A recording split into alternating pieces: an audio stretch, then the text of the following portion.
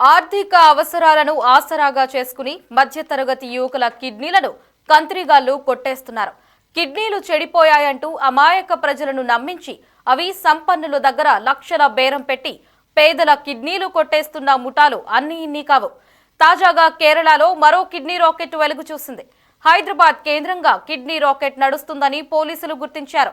హైదరాబాద్లోని ఒక ప్రముఖ డాక్టర్ ప్రమేయం ఉందని కేరళ పోలీసులు అంటున్నారు.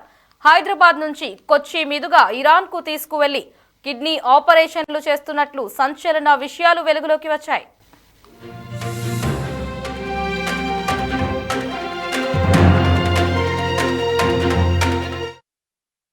ఇప్పటి వరకు పదుల సంఖ్యలో యువకుల్ని ఇరాన్ తీసుకువెళ్లి ఆపరేషన్ చేయించినట్లు అనుమానం వ్యక్తం చేస్తున్నారు. కొచ్చిలో వెలుగు చూసిన కిడ్నీ రాకెట్ లో సబిత్ అనే యువకుడు అదుపు తీసుకున్నట్లు సమాచారం. సబిత్ ఇచ్చిన సమాచారంతో కేరళ పోలీసులు హైదరాబాద్ కు చేరుకున్నారు. హైదరాబాద్ డాక్టర్ కి ఇద్దరు యువకులు సహకరించినట్లుగా అనుమానం వ్యక్తం చేస్తున్నారు. కేసు నమోదు చేసుకున్న పోలీసులు దర్యాప్తును ముమ్మరం చేశారు. ముఠా సభ్యులు బెంగళూరు, హైదరాబాద్ లోని పేద యువకులను ఇరాన్ కు తీసుకువెళ్లి అక్కడ వారి కిడ్నీలను విక్రయిస్తున్నారు. బాధితుల్లో ఒకరు మృతి చెందడంతో అతని కుటుంబ సభ్యులు ఫిర్యాదు మేరకు పోలీసులు కేసు నమోదు చేశారు.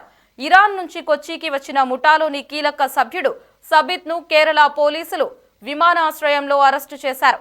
సోమవారం Angamaly judicial first class magistrate ఎదుట హాజరుపరిచారు.